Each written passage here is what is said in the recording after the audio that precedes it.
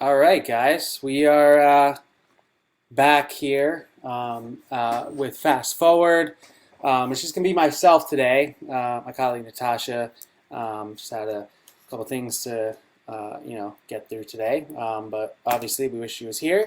And it doesn't mean that her spirit isn't here. So thank you again. Just wanted to first off shout out all of our sponsors here at Fast Forward. Obviously, LinkedIn. Thank you so much for giving us the platform here. Obviously, CAD Management, our company, we are a music and entertainment consulting firm that focuses in on brand representation, artist representation, tour consulting, a variety of different brand services. So if you want to learn more about us, please visit us at www.cadmusicmanagement. That's mgmt.com. Follow us on Instagram at cadmusicmgmt. For Austere, which is my colleague Natasha's company, you can find her at www.austerevisuals.com. And you can also find her on Instagram at austerevisuals.com or at austerevisuals on Instagram. So back to the program.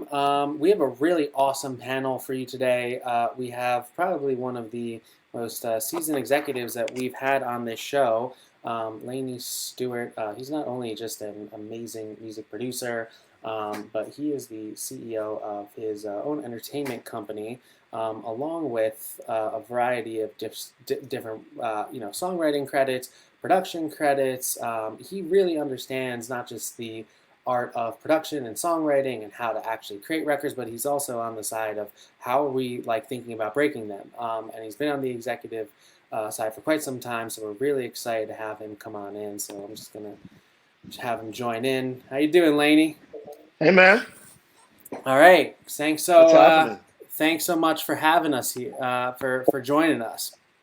Thanks for Um, having me. I mean, this is exciting. yeah, this is good, man. I mean, I think LinkedIn's really excited to have you.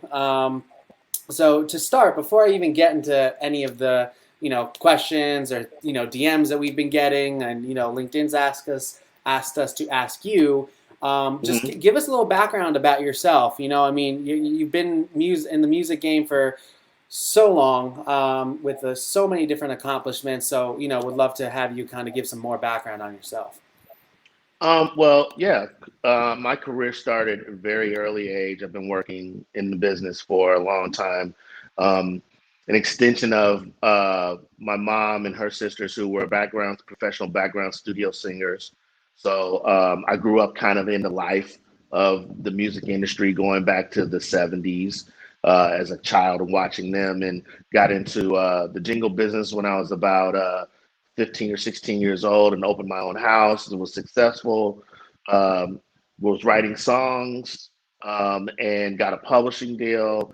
And my career at that point got out of the jingle business into the record business, and we have been pushing the boundaries of that ever since. My brothers and myself and my cousins, and various ones that we all came from Chicago together. So you all probably know my brother Tricky and Mark, and um, my sister-in-law Judy Costa Stewart, and um, my cousin Coop. We've all been working together for a really long time, and over the decades been doing a lot of records. So you learn a lot just by trial and error. So a lot of what be talking about is trial and error stuff. Yeah, and I think that's amazing because, you don't just come from the musical background, but you're truly an entrepreneur at heart. Yeah. So you guys really, your company's been around for so many different eras of the economy, right? Through the Yes. dot-com boom, through the '08 recession, Yeah. through Wars. when Napster came into the music business. Like, you guys have seen so many drastic changes. Yeah. And now we are in a business environment. And let me just read off some stats here for everybody just to get a sense of where the economy is from, the latest reports coming out from the U.S. government. Um, Unemployment's still incredibly high. We have about 11% unemployment, according to the latest U.S. Government data. Our GDP numbers, according to Goldman Sachs, are definitely down tremendously. We're about down 7% on gross domestic product, and that mirrors as well as what JP Morgan's saying. So obviously, what we're seeing across the board is this real, obviously there's a massive downturn in the economy. Everything got shut Mhm. off. Mhm. Music in particular was hit just like very, very hard, particularly Right. on the live side, where a lot of artists, have spent a majority of their time to actually make about 75% of their income. Um, Right. so this was a topic that you and I had touched on yesterday on our call. Kind of want to just get a sense from you, like how you're adjusting as like an entrepreneur and as a business owner, and either as a producer and a songwriter across a variety of your different practices. How you're adjusting to COVID and what this environment has really made you do in terms of shifting maybe your business or your model or whatever needs to be done to kind of adjust to these kind of this new climate. Yeah, I mean, it's the kind of thing that's it's kind of a mixed bag of tricks because like, people call me and they go, "How's things going?" I'm going, "Well, I'm actually busier than ever right now. Like there's a lot going on. There's a lot of production stuff that we're doing, breaking an artist at the same time, preparing. I'm doing an album with, various new artists, introducing artists into the marketplace. But at the same time, this it's a stressful situation for a lot of people. But I think what this economy and what this sort of kind of bubble that we're in has kind of popped in the sense of um, it's forced our industry to, I think, establish itself in the digital domain much faster than it was moving. I think the consumer now is at home. We have no choice.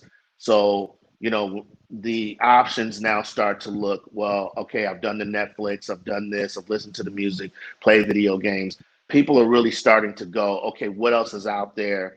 People who weren't really necessarily, I think, introduced to being 100% uh, in the digital delivery area as a consumer are now opting in and finding out a lot more about these platforms, whether they be in music or television or just regular entertainment. And I think our job right now is to really kind of look at how we deliver and really speed up the game because there's been a sector of people who've really been playing the independent, and particularly as it pertains to music, independent game. But I think that the majors are still working and they're still doing things, but they've had to slow down just because they can't all be in the offices and things like that. So, from a perspective of the smaller business model, we have a opportunity to pivot much faster than those businesses. And so, for us and for me, making a label in this environment hasn't really changed. It's actually just made me go, okay, now there's more white spaces. We got to crank it up because the consumer needs, they're going to need more entertainment at home and in their private pods more than ever around the world. So this is not just a United States thing. This is a worldwide market situation. Yeah, yeah, and look, I mean, the way I look at it is, a couple fold. Number one, like how are you looking at the consumer and saying, okay, we still need to make money off of music. This is still a business, but obviously, people's disposable income is like really, really tight right now, right? Relative to Exactly. where it was, let's say 7 to 10 months ago, where I think Hmm. the unemployment rate was about 3.5%, historic low over Hmm. 60 plus years. The amount that was actually being spent on the in the consumer economy was some of the highest in the last 20, 30, I think 30 plus years, Yeah. from what I saw from one of the latest Goldman reports. So I guess my question to you is, obviously the consumer doesn't have that type of capital anymore.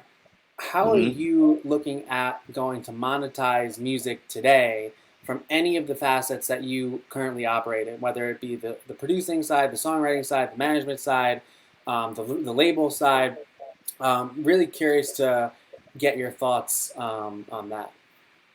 Yeah. I mean, I think that. for me, that, and once again, that's something that hasn't changed. I think our market really switched after, we got really accustomed to for a long time selling CDs and, having a first week, million sell, week, albums coming out, going platinum in the first week. And I think after that bubble burst, for me, I always saw the entertainment dollar in the typical household being split because if a kid is at home, they might want a video game. The family has a lot of decisions to make on where they actually put that money. And so I believe the price point of what we're offering has to um, really be at a place to where it fits in the kind of real life scenario of what the average American has in terms of expendable income to be able to spend. And I think they make choices. I think it's video games, but I think it could be a video game situation, it could be music, it could be a movie, it could be this. But I think that with the advent of Netflix and now, some of the other companies that are really particularly as pertains to that market, the subscription based model really allows the consumer to be opted in and not feel like they're spending that extra money. I think it's important that um, and I've always felt this since I've been watching this market for a minute, is that, we have to put the cost in and make that cost not feel heavy to the consumer. So whether it's, the DSPs, making it at a price point to where it's just coming in as a bill every month. Like we don't worry about how we pay for, certain things that are embedded in our bills. Particularly Yeah. like say our phone bills.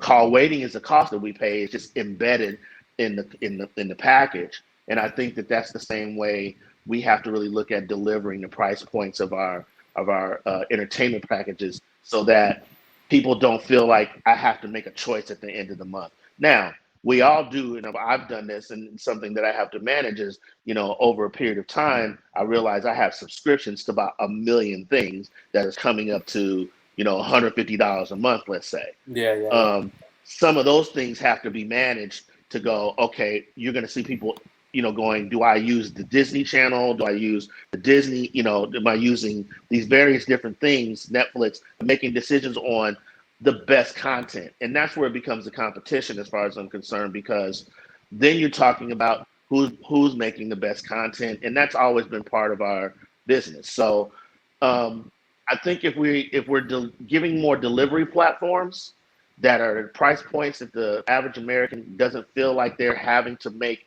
a massive decision, people are not going to be going to the movies as much. I Yeah. think that people are not, for various reasons. It's expensive. And now you're seeing, you can go to Best Buy and get a 72-inch TV, get surround sound, and opt into, some sort of delivery system and your family watches movies for $15 a month versus you go to the movies and it costs you for two people $80 to get popcorn and a whole bit. So we've been forced now to see that sort of hardware system going into the homes and people really kind of going, I'm going to be at home, so I'm going to get the best theater system I possibly can. So they're buying bigger televisions, bigger systems, and then getting used to just being at home. Yeah, so with that, getting used to being at home and what you were noting about choices that the consumer has to make on spending, Hmm. this entire panel is really focused on artists and breaking records during recession, and Right. I'm just going to read off some numbers here because the IFPI, which is the International Federation for most of the music industry, came out with a report about a year and a half ago that said Hmm. that A&R and marketing and promotion cost about $5.8 billion Hmm. in 2018. And the Hmm. estimates for 2019 were even higher. They were at about $6.1 billion. It's a lot of money Hmm. to be spending on trying to break an artist, right? And they're Yeah. Yeah. saying, yeah, I mean, it's an incredible number, right?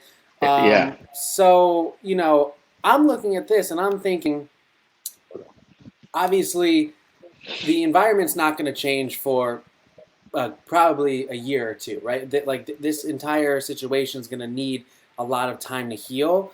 And I guess, Hmm.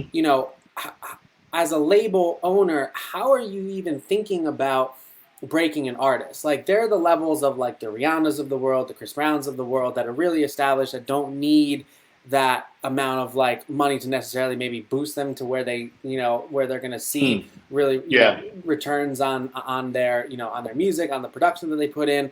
But I guess from my perspective, these labels have a lot of young artists that are maybe in like the mid level, maybe they just got signed. Like, how can you walk us through how labels need to be thinking about, let's just say, like the process of breaking an artist during this time, knowing all of the things that you were just saying about tighter consumer spending, and just the shift to digital and all these different things?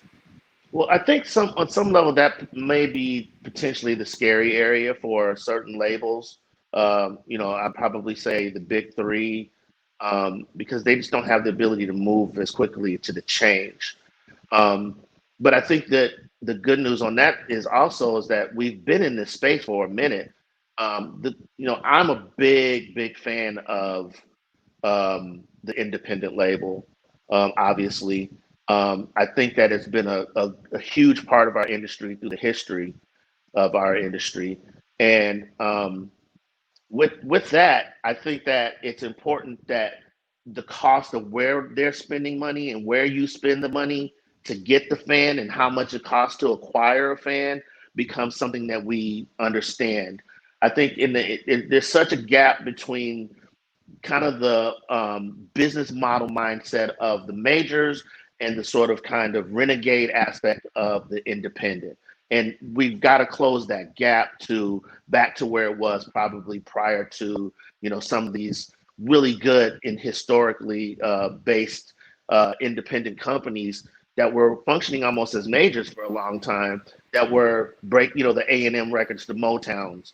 Those companies had the same mindset, just as an example of a business model that the majors had, except for they could move faster, they could, experiment, they could throw more records out there and let the fans make the decision. At the end of the day, regardless of how much money you put on anything, if it sucks, it sucks. And the people tell you, you could go spend a ton of money on a movie and have a $200 million budget and it be done, at midnight when those fans go to see it at midnight on a Friday morning, which is actually Thursday, and get up and blog first thing, Friday, and go, this movie sucks, and it goes downhill quickly. So the fan has the most power in this market, and I think the independent is closest to the fan, and they get to move faster. So if you throw a record out and it doesn't work, you throw another record out. They don't hold that record against you anymore. The consumer is not sitting there going, oh, this is a slow build. You don't come out and nothing is going to happen for you instantaneously. It's going to be a slow situation, and you just keep tossing records out until something catches that then goes widespread to allow that fan or fans who are just opting in at that point to go and see the other body of work that's already been released. So to me, the more active you are in this market, the better, because you can just keep building and building and building. Now, most artists really kind of make their money on the road. So the real question is, how do we take that and bridge the gap between what the kind of the unknown of where the touring component is going to be and the building of that fan. So let's say you build a fan out, you build an artist out in this market, and in a year and a half from now, they haven't toured. They've never been seen live. They've just been releasing records, releasing records, releasing records. The audience has gotten a chance to get to know them from that perspective, but that artist now has the time to prep and get ready for whenever the touring component opens back up, to really go out and make an impression. So I think, the time kind of is a good thing for independents. For majors, I don't know where they're going to shift, because I don't think spending, what was it, $5.8 billion, and that's probably a loaded number, because I'm sure the majority of that on a graph is probably going to be to marketing. So Yeah. I'm all for putting that money behind the marketing. I am not for the, where I think that we're not getting. I think the A&R community is kind of getting, fat, in the sense that it's a highly paid, and as it probably should be, but the position of the A&R is changing as it pertains to records catching from some kid that just, uploaded it from his bedroom and the record caught. And now the A&R and that company is collapsing on that kid to go, how did you do this? And get involved with something that's in motion. And I really believe that's where the new A&R, I don't think it's, oh, we're taking records to this A&R. This is about managers now. This is about people who are connected directly to the artist, the organic aspects of making a record with that artist, and closing the ranks around them creatively, building the product and getting it out to the consumer so that they can make the decision whether they like the artist and the music or not. Yeah, that makes a lot of sense. I mean, let me go back to a point that you brought up that I think was pretty fascinating. You were saying that, obviously touring's not going to happen. Heard that, Mark Geiger from William Morris was pretty, kind of scared a lot of people when he said that touring's not going to come back till 2022. I'm hearing Right. Q2, I believe Q3 of that. 2021, something like that, right? Somewhere in I don't see that. 2021, but 2022, yes. Yeah, so let's say it's Yeah. 2022, right? Are you Yeah. so let me ask you, do you recommend artists really tap into digital right now and build out really experimental digital shows? Just Yeah. because look, I'm looking at the numbers right now and I'm just going to throw a couple things out there. YouTube consumption has jumped 45% since March, which was when the Right. peak of the pandemic happened, right? Right. That's Right. incredible. Twitch right now, Which it was I'm looking which at was Twitch's just earnings. just to work Yeah, quickly. That's a huge jump for they were already the number two search engine behind Google, so that's a yeah, huge jump. that is a huge jump. And I'm going to say this too. And I'm looking at Twitch's earnings that just came out today. They beat their earnings number 3 quarters in a row. That's incredible. It's a Like, shift. yeah. I mean, Twitch was known as a gamer kind of community space where you kind of would go there, see these amazing gamers game against each other, and now all of a sudden, I would argue that Twitch has become one of the most important virtual venues in the world, if not. Well, I'm going to be doing a project with someone in that space that does very well in the gaming world. That's doing a record, and I'm getting involved to adding music and bringing music to the platform. So this is what I'm saying, that this kind of integration of these worlds now is really starting to happen.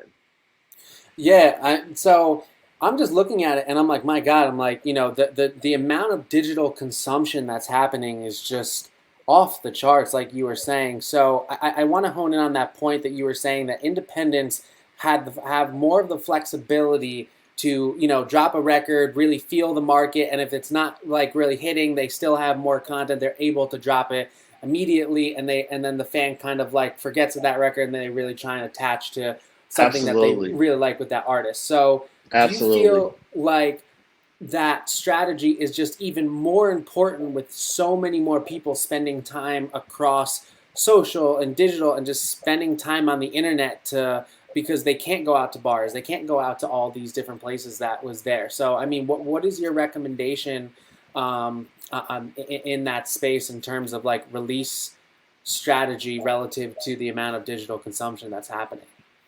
Well, I mean, there used to be this fear of over saturating the market. You didn't want to have an artist oversaturated in the marketplace. But I believe that's the exact opposite now. I think that, you know, people are actively, major artists that I know right now are actively in the studio, and they're actively looking to drop records, and they want to drop records simply because you cannot disappear in the space for an extended, 3 months can feel like in that space now like a year and a half, 2 years. You have to constantly, I think Drake is a great example of a major artist who is capable of continuing to somehow figure out ways to stay relevant, not relevant, but stay in the marketplace without feeling like he's gone away at any point in time to go make a record. There's this constant rollover that has to happen. But I don't think it's just becoming just in the recording process. I think now we got to start thinking videos again.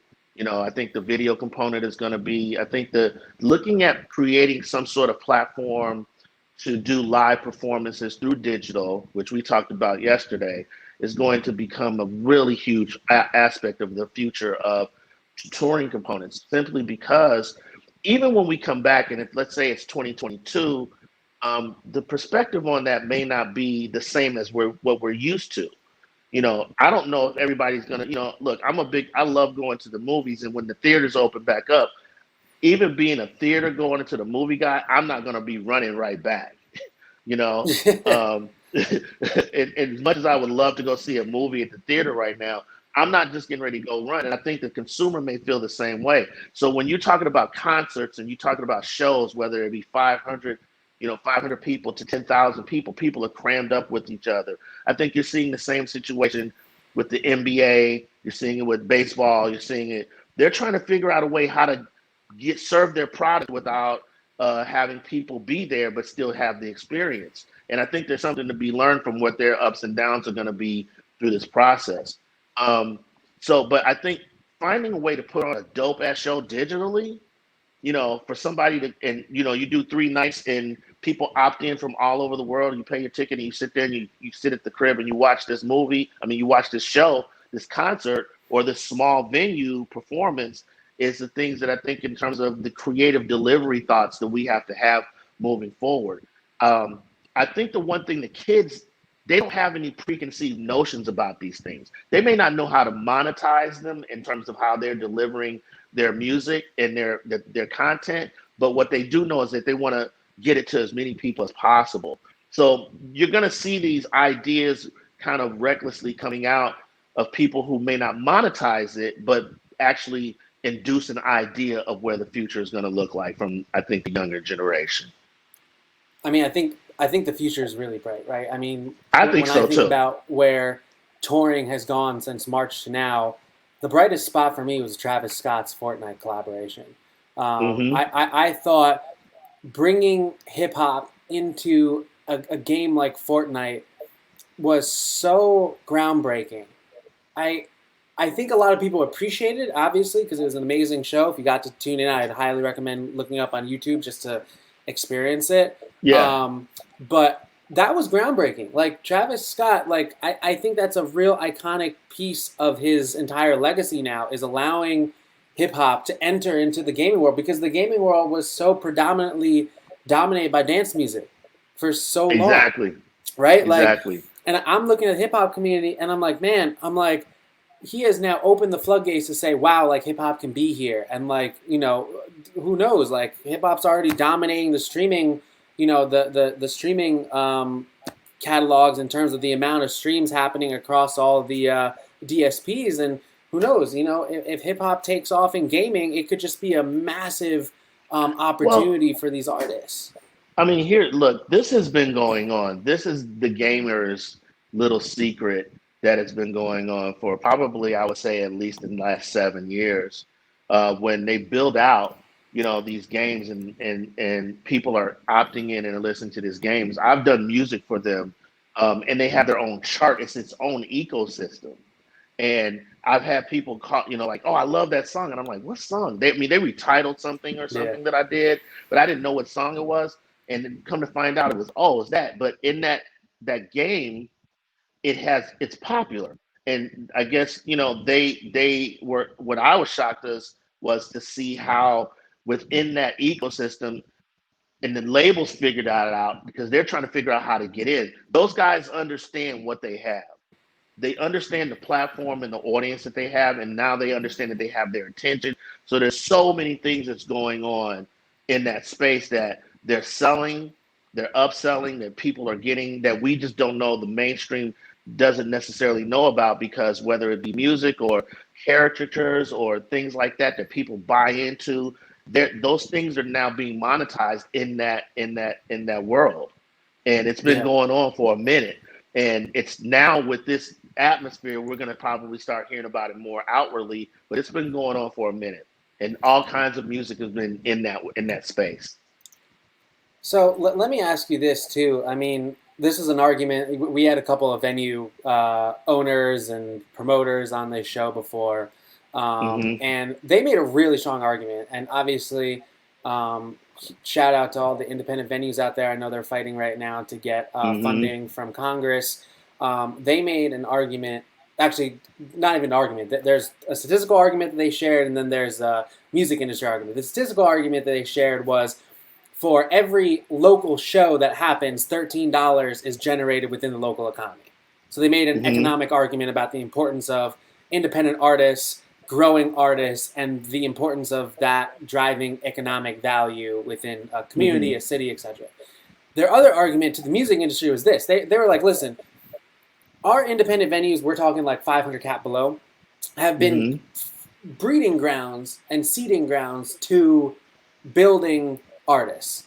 And I think that's so true. I mean, I have been to concerts where I love the artists on the recording side, and then I saw them in concert, and I was completely disappointed.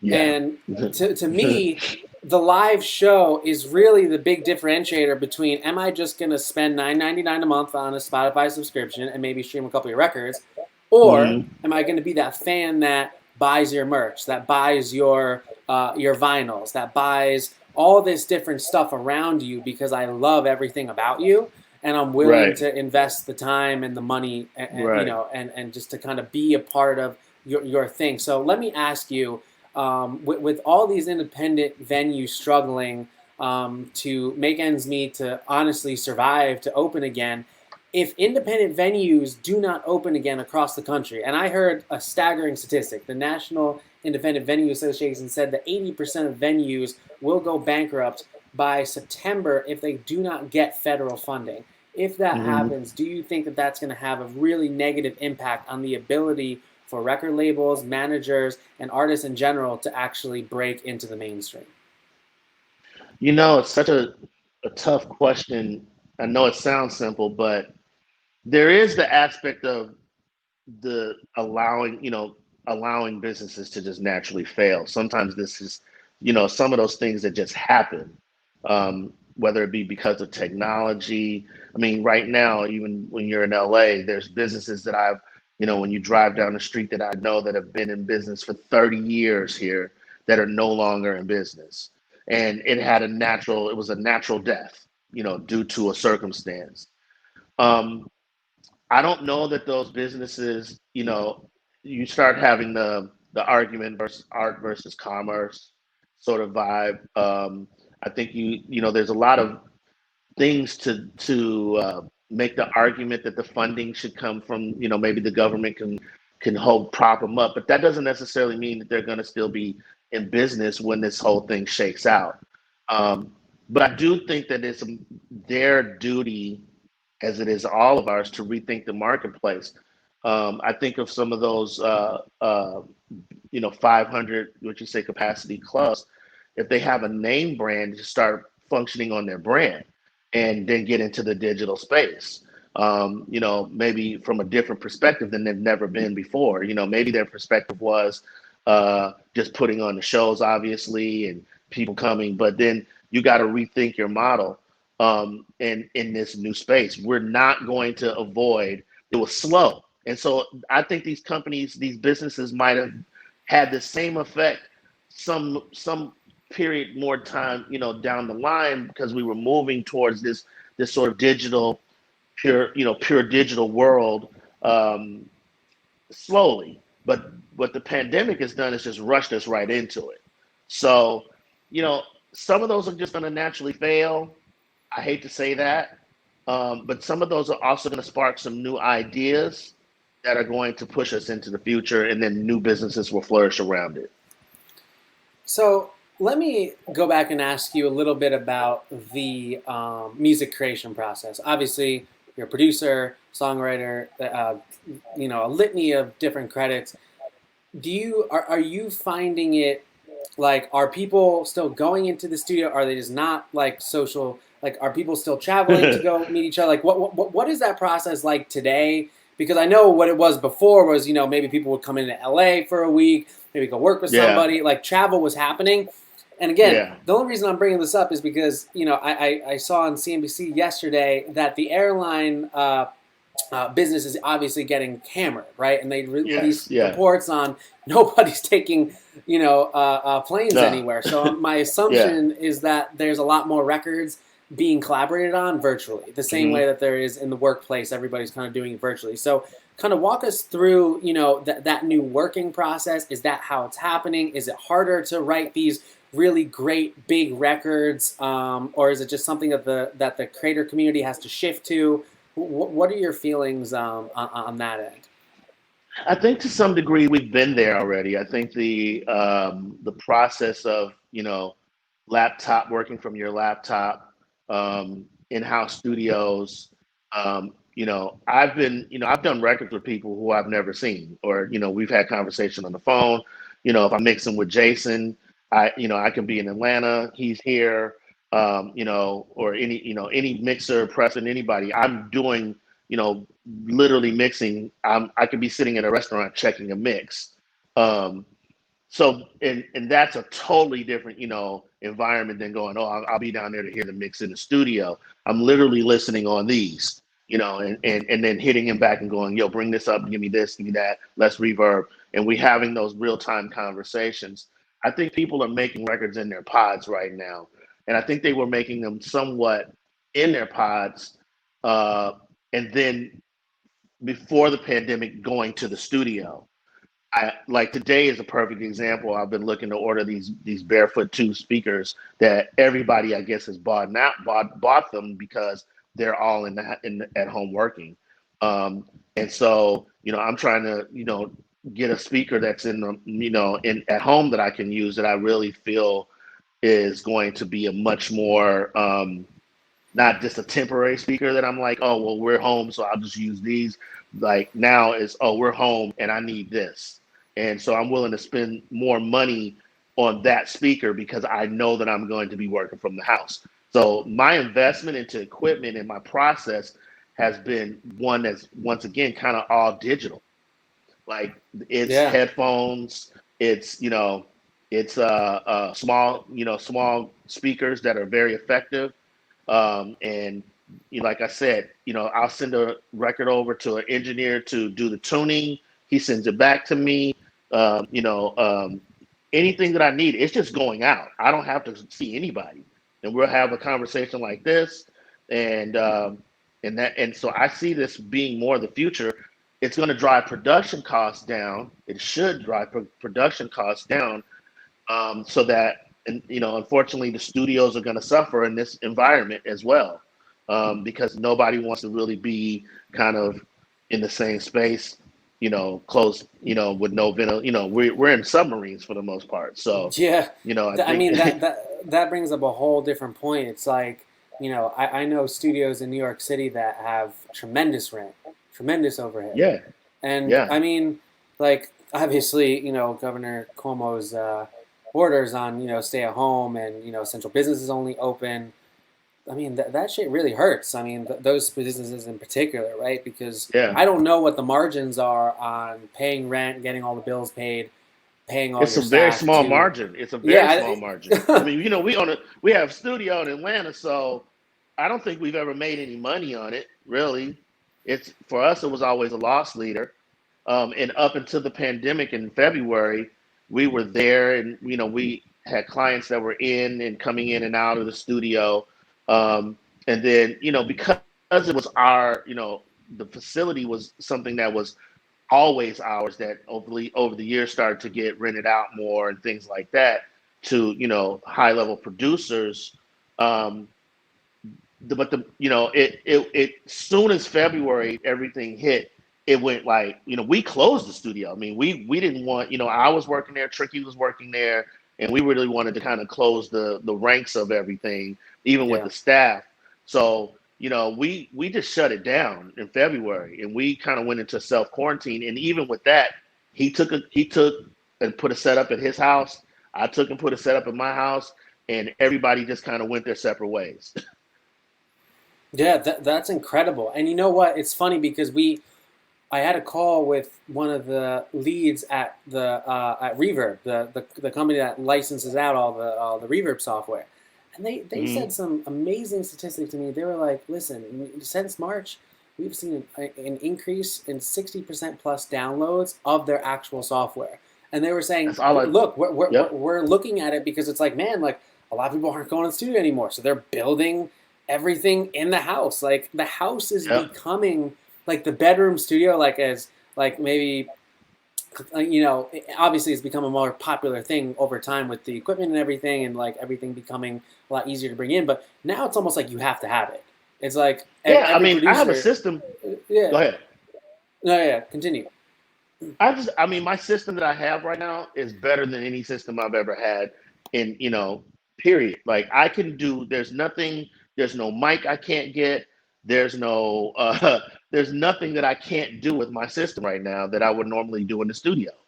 I can do literally everything that I want to do and more. If I want to use this, have access to a Neve, mic pre, I have 20 of them. Like you can subscribe to different companies, and for the year you can subscribe to Pro Tools and have, I mean, it's just so much easier to have the access to things that used to just Yeah. be considered high end professional gear that was expensive to get into. Now you can opt in for 35 bucks a month. You get into Pro Tools. You get 120 bucks a year subscription to, some software company that gives you all of their software for 120 bucks for the year. Yeah. And I think too, when I think about the breaking of the artist process, right? And we consult Mm-hmm. for a lot of independent artists. One of their biggest like hurdles, obviously, is making enough money to pay producers, to pay for this process to get started. Because obviously, Mm-hmm. this is a business for everybody. Everybody needs to eat. Everybody needs to pay bills. Mm-hmm. So, one of the things that I've personally seen as a really big hindrance to any artist really scaling out any project right now or really building themselves at all is the fact that a lot of the gig jobs and a lot of the restaurant and luxury and like hotel jobs and things that they were doing on the side to maybe make enough money to pay somebody like yourself or somebody producer or songwriter, whoever it may be, to get these projects done. All those jobs are like just dried up right now, right? Like Yeah. it is like really, really like hard on these like young creators who have relied so heavily on the gig economy to fund their artistry, right? Mm-hmm. So let Mm-hmm. me ask you, as somebody who's worked with the biggest of the big artists to like scaling up artists, how do you recommend managers and artists really think about trying to build out projects today, given the fact that they may not be able to go and get a job as a bartender or as a bar back or something to go and pay for those bills to get music and product done? Like, how should they be thinking about maybe structuring deals or like talking to Right. producers? Like, I'm really curious to get your thoughts on that because I'm sure there's a trickle down effect of from the producer Oh, side to for the artist side. everybody. Yeah, absolutely. And there's some balances. I think, our fees can drop. I think everybody, even mix engineers to producers, have independent record rates versus major label record rates. I think point structures are really going to be a huge, much more aggressive. If you come to me per se to do a project and I drop my fee and the fee is this, I'm going to ask for a very aggressive um, point structure. Particularly as it pertains to streaming, I want to be connected to as close to the master as possible. And in some cases, it may still be ownership of masters. It's just so many ways of being able to really construct the situation. I think the one thing that I'll go to is it's the discussion and how you approach it. I think people see the producer songwriter artist relationship from one perspective. And I remember me and B Cox were having this conversation one time about how, you know, much less expensive it would be if they just let us, if it came to him and said, or it came to me and said, you're doing the whole project. It's easier for us to do a much better deal with that artist to be involved with the whole project and be in a more, from a price point standpoint, cheaper for the artist, get involved in terms of a much more aggressive point structure and oversee the project. That doesn't mean you write every song. It just means that you are the overseer to make sure that this goes from this place to this place, and you can get that. That's a very gettable thing with if you approach that conversation from a money making, standpoint, because for us, we're always working, whether it's for free or whether we're getting paid. But we're always in the studio creating. So for us, is the time is money sort of kind of mindset. So if I'm working on your project and we go look, and I believe the rock model has figured this out a long time ago, is it's about getting one producer as the overseer of that and sit with that band or sit with that artist and make that record. That producer, the thought process that the producer had to write all of those songs is a misnomer, and it allows the producer to produce, the songwriters to write. You could get 600 songs from people. I mean, essentially, that's how Thriller was made. Quincy sat back and just took songs in. They took demos in, and then before they started to record, they knew the songs that they were going to record, which allowed them to make the budget something that they could control. Then it wasn't just something that was being ongoing spent. Oh, we like this record, can we buy it? Then 6 months later they don't like it as much. Or in this market now, they want to cut the record, they want to hold it for a year and a half before the producer even knows he's on the record. That is going to go away, because people have to make a living in this market, and nobody's sitting around waiting for, look, I would wait if it's a Rihanna record, I'm going to wait. If it's a Beyonce record, if it's a Chris Brown record, I'm going to wait. For a new artist, I'm not holding a song for a year and a half for you to go at the end of the year, oh, we changed our mind and went in a different direction. And I had 3-4 people say they wanted to cut that song, and I'm respecting a hold. That's just not happening anymore.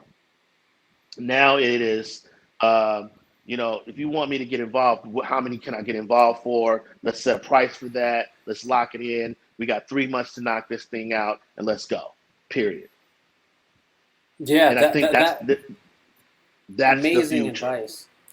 I think that brings up amazing points, because I can't tell you how many clients that I see or interact with or have secondhand information of that are in that exact situation right now, where they're like, we don't have as much money as we did. I heard a good number of artists were even looking to use their stimulus checks to try to get product done. Like it's unbelievable right now.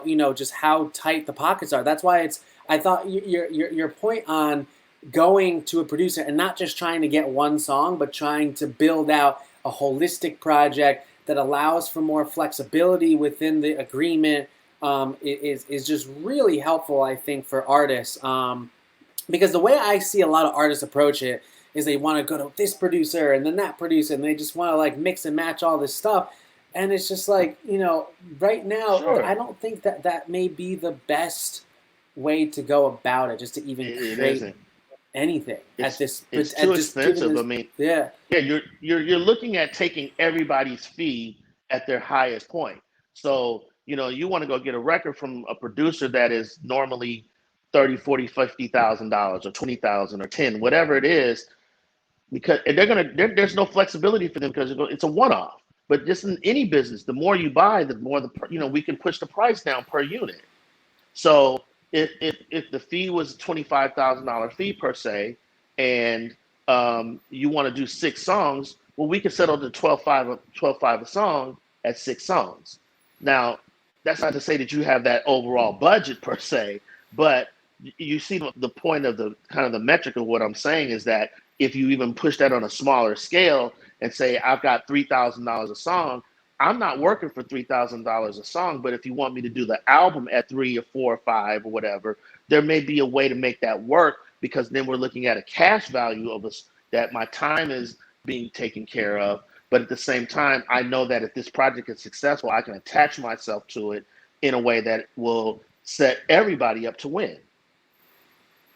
Yeah, the way I kind of would look at that is kind of like a long-term investment, right? Like you're kind of treating the record almost like a long-term cash bond, in the sense that, okay, we know that the yield right now is pretty low, but the return over time is gonna, if you have trust in the project and the artist and the team behind it, that can really pay off dividends. So that's really great advice, I think, for so many different managers out there. I'm curious to get your thoughts too on the radio side of things. From Mm, what I'm hearing and what I'm reading right now, radio has always obviously been a very, very important factor. But because cars are being driven a lot more, obviously planes are not being used. The radio has actually become more of like a focal point, and not even just radio, the smart speaker and the radio, just kind of as a holistic kind of ecosystem, are becoming a much more important part about breaking records. Can you kind of hmm walk us through how you're viewing radio and promotion right now, in terms of taking a final record and really getting it out to market, and how you're looking at it, maybe radio and the smart speaker ecosystems now, maybe versus pre-COVID? Is there more of a importance on radio, you think, right now, just kind of given where everything's at? Like, I'm kind of curious to get your thoughts on the promotion side. Well, this trend has been kind of in effect, I think, for a minute in terms of what radio has become in the ecosystem of breaking records. I think when you get your record to radio now, it is for a lot of these kids, the end process. It's the end game. It's like, oh, that's on the radio. I was on that record 9 months ago. I heard that record a year ago. These kids are where kids are listening to records. They're on it. They're in that early opt in. Do I love this record? Do I not love this record? Way earlier. And once again going back to the speed of going through content. They're on that. So if a record, let's say, was released, and you see this a lot sometimes. Some of these records were released a year and a half ago that are just now popping up at radio to hit the masses, maybe in places in middle of America that wasn't getting that. The it To me, it's the cherry on the cake. It's becoming the kind of the big prize of a successful song that's been able to withstand time of building that artist, building that song, watching people catch on to it. And this gets into, once again, the competitive aspects of, you know, the content being your content having edge over everybody else's. I mean, we have charts for a reason. Number one means that you beat everybody. Number two means you came in second. That chart is having the best record in the country to the majority of people, and all of this data that came in to make it number one is part of the process of it just being a competition. So when you have great music and you have great content, it'll stand the test of time. And if it stands the test of time enough to go to radio, then it's even more, it's like the next level. But I think that we live in two ecosystems now. I don't think there's the big Tuesday where we go on Tuesday and everything is like, oh, the record is doing this and all the programmers are. I think they wait. They're waiting for things. Now, if Drake comes with a record, that's of course going. The juggernauts of artists, the Beyonces, the Drakes, the pop artists, that are just mainstays. They are always going to be, because of their fan base that's built in. That's prior to, I think, another that they built those fan bases in another time, and so that fan base is strong. The new fan base is built over time, and if it gets to that point and it gets big, you can have a hit one. You can have that biggest record of this summer, let's say, and then next summer, that doesn't mean that you're going to be loved at radio. Radio doesn't have that sort of kind of relationship with. You have to keep fighting every record you put out. You've got to come with another record. You can look at record artists that you can look at and say, a year ago got the Grammy for Best New Artist, and you haven't seen them in 2 years. You see, 2 years Yeah. ago they were, and it's literally radio is in the song business now. It's not in the artist business. And there's some artists that, of course, like I said, the Drakes, but Drake always is giving you great songs. Those artists that give you great songs will play at radio. But we're in a song business now. And that's what people like myself and other songwriters and producers really are thriving in this market right now, because you can play the numbers and go, oh, I'm getting tracks from 150 producers, and we're gonna A&R the project and or produce the project from an A&R perspective and do all of these things. But the fans know now, like, oh, that's a major label. They turn their noses to like a Tuesday push. They don't want that. They want to go. I want to talk to my friends about it. We want to Yeah. listen to it. We want to make sure my mom doesn't know I'm listening to this. You know, it's all of these things that are going into these projects that build up to that artist having that moment. So to me, radio is the moment, but Yeah, there's a yeah, yeah, yeah. 2 years, 3 years of building that has to go in before that happens. So let me ask you, in the building of the of the artist's face, you have the song, you can push it in a variety of different ways. What are some unique ways that you're seeing, whether they're your clients or just artists in general, being able to promote without a budget? Because again, like, and I'm going back to the budget thing for a reason. Yeah, I, yeah. I'm watching so many major labels either do one of a couple things. They're either pausing marketing budgets as a whole, they're holding their most major important albums till a period where they can do to go back to normal, where they release an album, they go on tour, they do the whole 9 yards to go and promote it, that sort of thing. Hmm. Um, Curious to get your thoughts on marketing on a budget, because I think obviously this whole part is on, like, we're in an economic recession, so curious to get your thoughts on that subject. Well, I think, that's the biggest gray area in the music business right now, as particularly as it pertains to the independent, is getting marketing money from the perspective to that new artist to be able to promote and market relative to what they're trying to get done. Um, we have to find a way to fund those. Now, years ago, majors would fund, you know, um, production companies, small labels, not for, they would just give them the money for production cost and, to make the record, maybe a little bit of marketing money, but they would also, back end it. What the trend that I'm seeing now is the distribution companies are getting into that business. You have some companies like Create and some of the, I don't want to leave anybody out. I just picked Create just because it's in my sphere right now.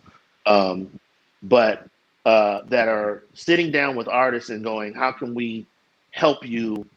How can we get in business with you? Help you help us, and that's what we've got to get to. The marketing money for a small company versus a big company is two different things. You can give $7,500 to a kid, and that's like $100,000 because they'll know how to work that. They're going to do little things to get their record on. Where I think that from the perspective of a major, it's that that one full swoop. We're gonna throw everything at the wall. Oh, it didn't work. Okay, who's up next? And then they start hedging to go. Well, we think we got to save some money for the Taylor Swift album, so that's coming out of that. It's like that. I think is a dangerous way in this new market to go at marketing. I think you have to look for once again, I think it's going to be looking for the incremental wins, and then when those wins happen, you give that artist a kick every time something happens. Just like you can have an A level investment, a B level investment, C level. As people opt into the product working, as and the label can hedge that, or the distribution company can hedge that by getting in with them and establishing a relationship. Because what it says to the new artist is, you believe in me. Yeah, What it yeah, says right off the cuff is that you believe in what I'm trying to get done. But you also can leave yourself an out if it doesn't work, to go, I believe in you, but shit didn't work. It's yeah, like, it's like, yeah, and because I understand the business perspective of that too. You don't want to come in and just all in. And I think that all in business, mindset, all or nothing I think that's the most dangerous part of that we cannot do as an industry. We have to let the people speak and say, I like this. And when we see something working, then put the money and chase it behind that. But I think we're just at a space now where we have to seed the smaller markets in order for the bigger market to really kind of continue to keep sustaining itself, because it'll be a minute when the audience for Ariana Grande will be older, and there's these kids that are in the fifth grade, fifth grade, only going to know what we're giving them right now. yeah, There's not going to yeah, be, they will only know how we're delivering content now. They have no clue about the things that even some of the people go, record stores, like that's so far off the radio, so far, kids don't listen to radio. They're in the car, they got their earbuds on, they're listening to what they want to listen to in the back seat, so there's so many different ways that if you're not helping something that is, from the data is looking like this is bubbling, this is something that's working, the people are telling you, I love this song, I love this artist, and what happens is they hit a wall because they have no funding. They hit a marketing Yeah. wall where they need to up the marketing and promotion, and it hasn't hit a label, it hasn't hit the majors to where they go, I'm interested in funding you yet. But now the momentum of that artist in that situation is stopped because they've run out of money. They spend it on this and they spend it on that, and they're looking now. They start looking for investments, or they start, it's something that we have to bridge the gap on. No, yeah, I totally hear you. And look, we got a lot of questions flooding in. I know we're coming up close on the hour, so I just want to get a couple of Okay. these good questions in here. One of the first questions that came in from a music manager, they want to ask you about the 1,000 fans theory. And what this question pretty much looks like it's asking is, do you think that right now it is incredibly important for an artist to really build out their super fan base so that they can become fiscally mature in this time? I just want to get your thoughts on that, and how that plays into a label's decision to sign and back them. Yeah, I mean, everything you do at the early stages as an artist gives you leverage. Look, it's a win. Every fan that comes in and opts in is a win because each person is going to go tell somebody, "Hey, have you heard this record?" Word of mouth is the best way to break a record still, and I really do believe that um, you have to get to a point to where, you know, it might not, there's the people who kind of they endure those times where it's quiet. You're not, I'm an artist and do I have millions of people screaming for me? No, but I got 1,000 people who are hardcore about what I do. And if you really work those 1,000 people, each one of those, just like this virus, each one of those people go tell somebody and they catch it and they catch it and it keeps doubling and it keeps bubbling. That's a slower process, but the problem for the newer artists is that knowing how to monetize in that area, knowing how to start to look to for investment to come in so that you can reinvest in the project. And so you have to understand where to put your nets to catch the money from those 1,000 people who are willing to opt in. And there's so many ways to do it now, but touring obviously is off for right now for that band to go out and make, or that artist to go out and make some money, doing tours and stuff. But finding different ways. I think somebody told me merch is up a lot right now. So, putting investment into your merch to keep those super fans engaged, and then getting them to go out and call to action to go out and get them to get other people involved. This is old school record business that we're back to. This Yeah. is not, we're back to, regional, city, regional, state, all of those things that we used to do back in the day that used to be done, breaking an artist, and then the end result is the major comes in. Now, in that environment, when you've built that out from in the past, that's meant nothing. Now it means you have leverage in the discussion um, of your contract. It So you're means that you're not saying, getting ready yeah. to So you're you're not saying going in that, there taking a shit deal. yeah. So you're saying that COVID pretty much has moved the record business back to the older times where it was all about state, local, building that fan base, because you literally cannot go out really Can't and go out. travel and go and get those fans, right? On the flip side, To I some see degree, it. Yeah. but that's, I mean, look, we're talking about work, you can have fans in overseas. The name of the game is not necessarily looking at it from the perspective, but of regional or small, but looking at the number and going, okay, here's 1,000 people who are engaged. Every time you get somebody to go, I like that song. And you get it in front of them and allow them to make the choice. Do I like this? And then, like I said, doing your best work in the studio, making it the project not something that you just like to hear, but something that you know that other people will opt into.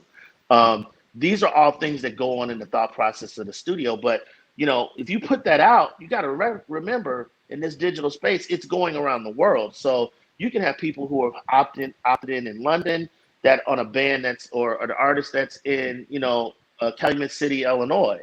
So when you look at it from that perspective, you get to see a worldwide market, but at the same time, understand that might just be a small niche right now that you're building on.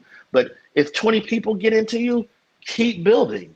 Then turn that into 60, then turn that into 100, and then turn that into 500. Keep feeding the market so that at the end of the day, if this is really what you're supposed to be doing, you create a sense of leverage for yourself in the negotiation later on to go, hey, I saw an artist the other day that was saying they were making $100,000 a month when the label came to them with a really shitty deal, and he's like, why would I get involved with you when I'm making $100,000 a month?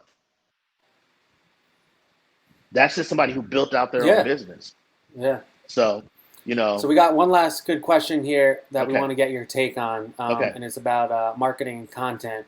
Mhm. The question is, do you think that given the state of the coronavirus and its elongated impacts, that it doesn't really, like the quality of content for an artist that they're using to market as a single or a project or whatever it may be, isn't as pertinent as it was pre-COVID? So what I'm assuming this question is really saying is more along the lines of if you saw content before, everybody was really focused on like clean, amazing content because obviously everybody could gather, make it. Now you're seeing all this content. Like I'll take Neo for example because he's one of my Mhm. favorite dudes. I've been watching his Instagram like crazy. He's like, to me, he's Who's like got a such record out right yeah, now?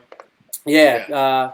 With Jeremiah, I love that Yeah, with joint. Jeremiah. Yeah, great track. And so I'm looking at it and I'm like, man, this is Neo, and he's just in the Instagram and he just sings through a microphone with some backtrack and stuff, and he just dances a little, and I'm loving it. And I'm like, oh shit, like he doesn't need to go and shoot like a $200,000 video for me to be entertained. So I Right. think that's the question that we want to ask you is, what are your thoughts on like content, and does it need to be this blown out thing? Is it like, can you kind of do it that guerrilla style with like a little edge to it, just kind of given the fact that everybody knows what's going on? Just curious to. As a producer, I would, say, yeah, make it, do it all, blow it up, get all that you can. But the facts is that if the song is there and the emotion is conveyed to the fans, production doesn't have a lot to do. I mean, if you need the production to enhance that emotion,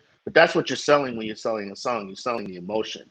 So if those records now are going to come in different forms. Perfect example is Michaela's record that's out, Lost, that we did.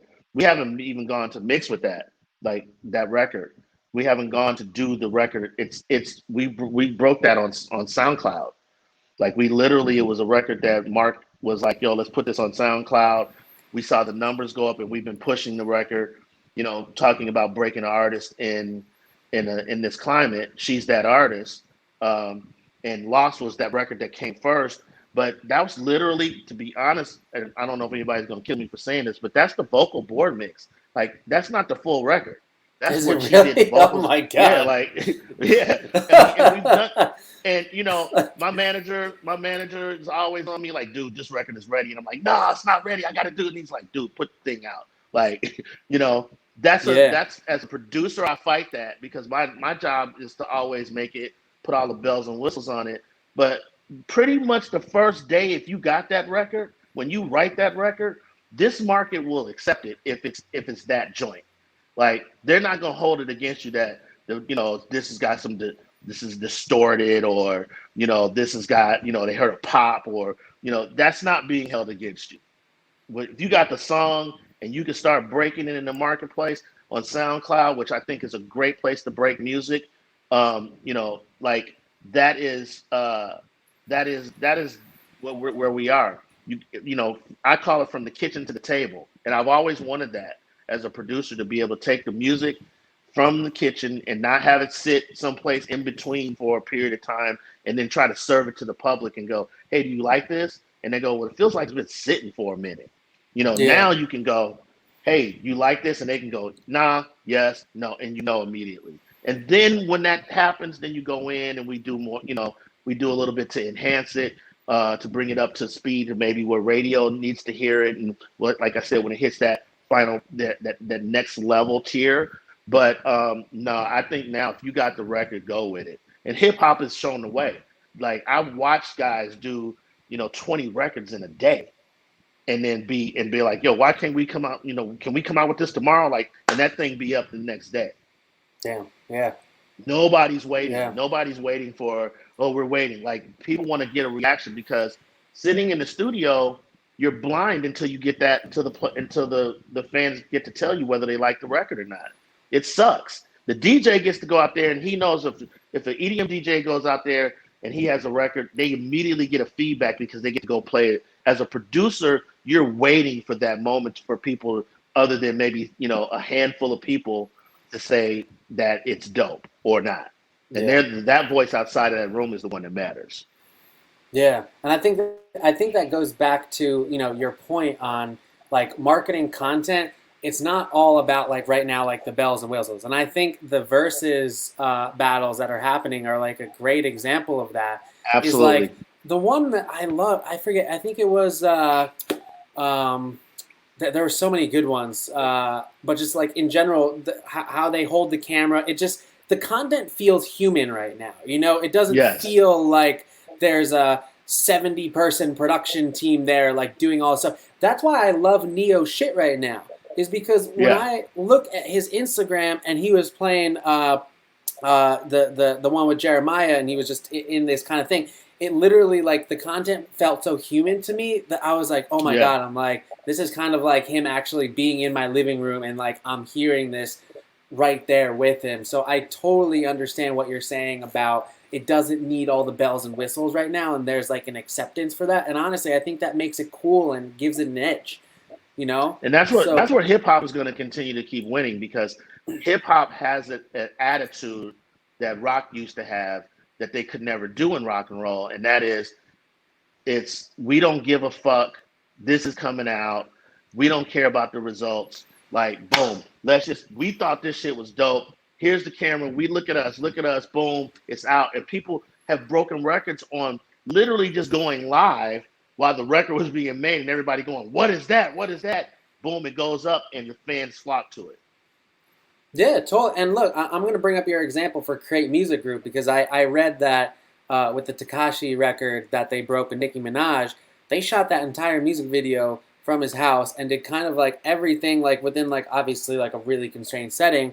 But that's just like such a like it really is a great case study to say, listen, like you can do this from your house. It is possible to do it from your phone. It doesn't need to be this like crazy, you know, thing. It's possible if you're just creative enough with the latency of content and that thus Absolutely. this high I just production had an things. It just artist shoot a video. This artist that I work with named Tiana Kocher. She had all of her dancers shoot their segment of the record for the video, you know, from their iPhones, and then they just brought all of the content together and made it work where it was popping. And nobody left their house. damn. Like it was, you know, like That is true remote working. it's true remote working. And she's in the Philippines and they're all over the world and everybody shot their part. And it's a lot of moving parts to the video to get this content out of a song that's a very strong song that we did for her. And it was all So, done from an you know, iPhone? all of it's iPhone shot. Damn. Yeah. So Everybody's piece is an iPhone. that's amazing. And it's not like it's not production slick, it's just effective.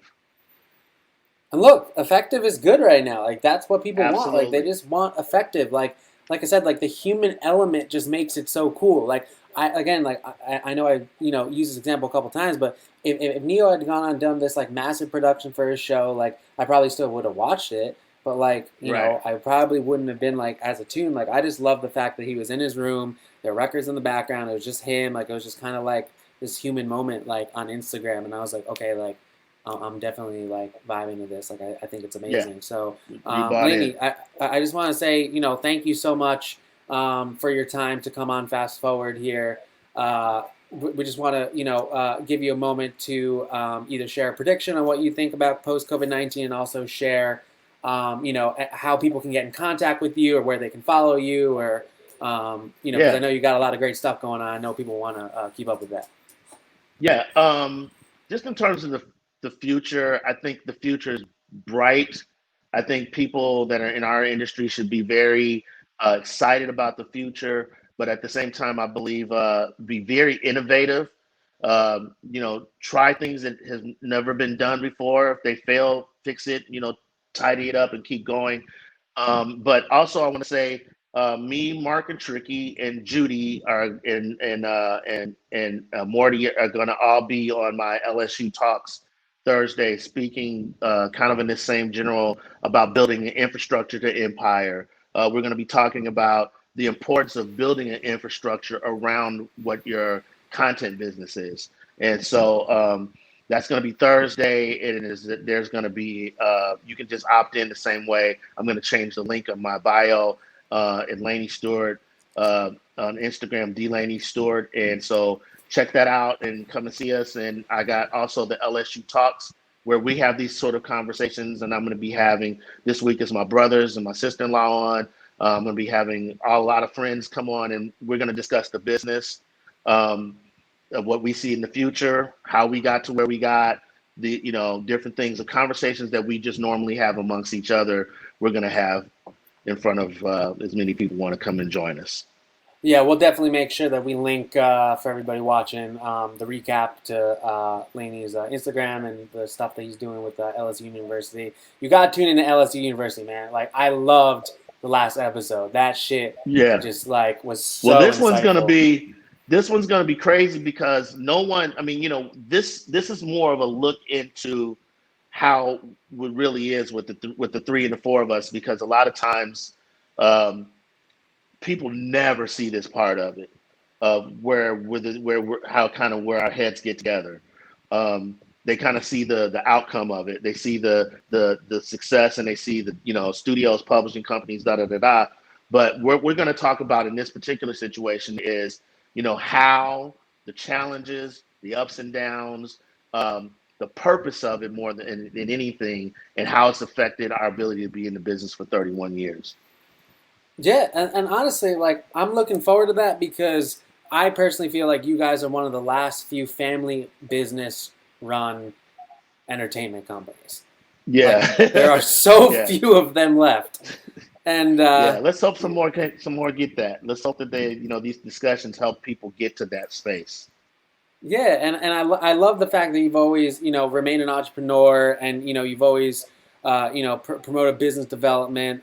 So, Laney, I just want to say thank you so much for joining us Thank on you. Fast Forward. Want to say thank you to LinkedIn, our amazing sponsor on this. Obviously, Austere and CAD Management as co-sponsors. You know where to catch Laney, and yeah, we're excited to see what you got for that LSU University. That's just going to be amazing. So please, please do not miss that one out. So I want to thank Absolutely. everybody for tuning in, and we're going to catch you next week. Thanks so much, guys.